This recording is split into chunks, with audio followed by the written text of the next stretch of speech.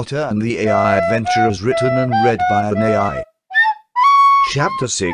It was Sunday morning, which meant classes had already ended. Harry, Ron, and Hermione went into the Great Hall for breakfast. When they walked through the doors and saw everyone sitting down eating, however, they suddenly realized why they had slept so late. Many students were dressed in black robes. Harry looked around anxiously, wondering who had been chosen. "Do you see any of our classmates?" Hermione questioned. "I don't." "Who would dress like that?" stated Ron. Just then, a voice rang throughout the Great Hall, "First years." Everyone turned to see Snape standing up and looking at the tables expectantly. Harry was confused by the sudden attention and glanced over at his two best friends. Neither of them had the slightest idea of what was happening. "Gather round, gather round!" People scrambled to comply and gathered around Snape's cloak. "What is going on?" "It's like a cult," Ron whispered to Harry and Hermione, who didn't answer, but looked terrified. Harry's eyes grew wider and bigger the longer they stayed frozen. "Today marks the beginning of the new school year. I will not be introducing myself. Today, I am Professor Snape." Harry and Ron stared at him, shocked by his bluntness. "Now listen carefully, I will not repeat myself. There will be no talking during meals. This will come after lessons, so unless I specifically ask you to stay silent, you better speak now or never get to eat. Got that?" he continued harshly, waiting for a response. The other students nodded quickly in response. "Good. Now get to class." "Dismissed," shouted Snape, and everyone scattered around the hall, leaving the trio alone with Snape. "What did happen?" asked Harry, turning towards Snape. "Well, Potter," said Snape sarcastically, glaring at Harry and Ron, "since it seems that everyone except for me is here early, let me introduce myself and explain that I am now Mr. Filch. As such, you must listen to everything I say perfectly without interrupting me." "Yes, Professor," said Harry, nodding obediently. He couldn't help but notice the way that the man's face contorted in disgust, as if he smelled something rotten. "My name is Professor Snape." With those words, he sat down and started to write on the board while ignoring the duo sitting across from him. He continued scribbling on the board, muttering under his breath, "I'm the teacher's assistant. No one calls me Snape. I will kill them first." Snape finished writing his name and stood up again. "Now, let's begin," he announced. "You will be reading out loud today, as usual." Harry and Ron shared a worried look, silently agreeing to keep quiet until they could figure out what was happening and who exactly had been sent. "I have written the title Wizards and Witches of the 21st Century. I expect to hear you read it correctly, without mistake." "Of course, sir. It won't be a problem at all," Ron exclaimed enthusiastically. "Very well. And next." At this point, Ron and Harry had gotten used to Professor Snape. At least they tried to. After all, he wasn't doing anything worse than the others. At least he didn't seem to care if anybody knew the answers. So, they kept quiet and listened to whatever he had to say. Unfortunately, it seemed as if there were many things he needed them to do, but he hadn't mentioned any of them. So neither Ron nor Harry dared to ask what any of them might be. They learned how to play chess, which they thought was a great game because it wasn't too hard and allowed the three of them to spend time getting to know each other and figuring out what games they could use. Eventually, dinner time rolled around. By the end of the lesson, both boys and Snape were starving, although it felt odd to think that they would be eating the same meal. They ate their food quickly and quietly and made sure to finish eating completely before exiting the Great Hall. Harry and Ron went to find Hermione before they headed off for herbology.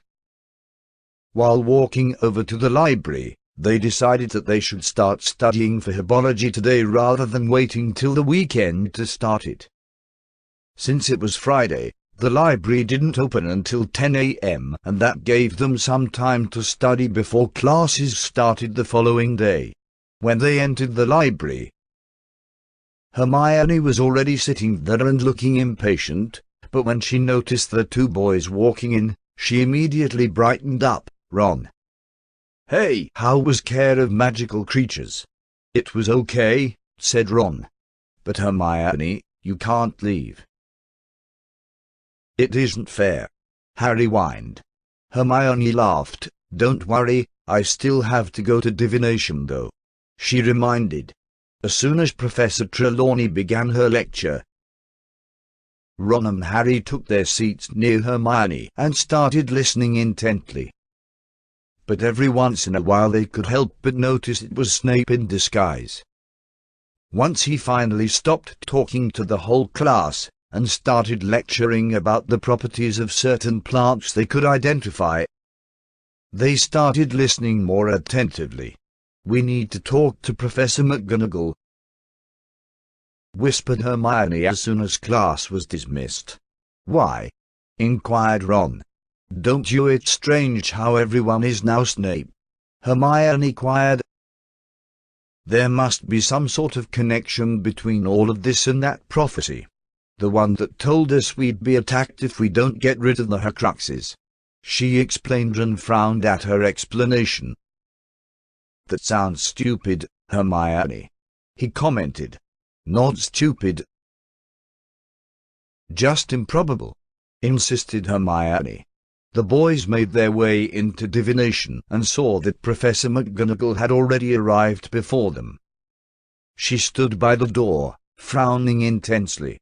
"Professor, can you tell us the meaning of the last sentence on the board?" asked Harry quietly. "It reads trees, Mr. Potter," McGonagall explained. "They represent change. The tree on the left is full of life. The tree on the right of it is death." "But Professor," Ron interrupted, "the tree with the leaf-shaped leaves and branches is supposed to symbolize change. That can't possibly mean anything else, can it?" Hermione nodded in agreement, knowing that Ron was right. Professor McGonagall smiled wryly. "Yes, Mr. Longbottom, you are correct. Now, where were we? Oh yes, trees. Trees signify change in the world. The world is constantly changing." McGonagall continued, mistaking Ron for Neville again, "and yet, nothing changes. The sun continues to shine, flowers continue to bloom. Yet life remains the same, constant growth and change." "Do you have any questions about the passage?" Harry shook his head, but Hermione answered instead, "No, Professor. We understand everything about the prophecy." "What's a tree?" asked Ron, sounding curious. Harry looked at Ron incredulously. "Are you kidding?" he replied. Ron shook his head. "No, I'm sorry. I don't remember any trees." "What is it?" "A tree is a tree," answered Hermione impatiently. "It stands tall and straight, but it has branches which reach the sky. It is the largest kind." Ron stared at her blankly, clearly unsure. Before anyone could respond, Professor McGonagall started to speak once more. "Mr. Weasley," she called him, "or shit," Ron muttered nervously. Walking over to McGonagall, who took him into her office, slamming the door shut as Harry and Hermione sat patiently outside. After several minutes passed, McGonagall opened the door again. "Miss Granger, Mr. Potter, could you please come inside?" She motioned for them to enter, but they didn't budge. "Is he all right, Professor?" asked Harry softly, concern clear in his tone. "He'll be fine." "Don't worry," replied McGonagall, smiling slightly. "Okay," said Harry. but he was obviously still concerned and confused by Ron's odd behavior. Once Harry and Hermione were seated in front of the large desk situated in the middle of the classroom. Ron reemerged with a bandage on his head and drooling like a toad. "He has been lobotomized." "Oh good," said Harry, relieved that Ron was finally back to normal and not only acting weird, but actually talking normally as well. "How are you feeling?" asked Harry, as Ron walked to stand beside McGonagall. "Fine," said Ron gruffly, "but if I ever hear the word tree again, I'm going to lose my mind." "Well, I guess that explains why you were acting so weird," said Hermione, laughing. "Yeah," agreed Ron, "I guess it does. So, what did you learn?" Hermione asked eagerly. "It seems," answered Snape dryly, "that I was wrong." Ron looked confused. "Wrong about what, sir?" "About what you've been taught, Mr. Longbottom." Ron nodded seriously. "I'm Ron, not Neville." "Shut it," responded Snape, removing his McGonagall disguise. "Now then, shall we begin?" During potions class the following day, everyone was wondering why Hermione was late. Everyone assumed that she was sick and probably got an owl telling her to hurry up and come back from Hogsmeade. When the class started, Hermione walked in as if nothing was amiss. She seemed quite excited for once, since she didn't look tired or tired at all. Not even when Snape gave everyone detention for being late. She didn't seem upset about it either. Instead, she gleamed brightly, which was unusual, Harry thought, as she always seemed stern. The only other person smiling was Ron, who walked around with his trousers on the floor. The rest of the day went much like usual, and no one paid attention to the fact that Hermione was late anymore. However, at the end of lessons everyone noticed something was different this time. McGonagall was glaring at Hermione, almost as if she knew that Hermione had forgotten her homework. When Hermione turned around to leave class, the others followed suit, except for Ron and Snape, who continued reading from their books. After class ended and Hermione had finished packing away her things, Professor Snape stood up from behind his desk and said solemnly, "Students." Silence fell throughout the Great Hall as everyone stared curiously at Snape. "On Thursday evening, after curfew, students will gather on the Quidditch pitch, where I will give each of you permission slips to use your brooms," said Snape. "If you fail to show up on time, I will expel each of you. And I want every single one of you there. Is that understood?" He glared down each of the kids until most of them looked away. When Snape finally left and the kids returned to their dorm room, Harry spoke first. "Why do you think he gave us permission slips this year? Why would he do something like that? I mean, he doesn't usually do stuff like that." "I don't know, maybe the Dementors came back," suggested Ginny. "He might want us here so bad. He doesn't trust anyone in Slytherin House anymore." Hermione and Harry shared a puzzled look at her suggestion. "Why do you think we should go to the Quidditch pitch on Thursday?" questioned Hermione.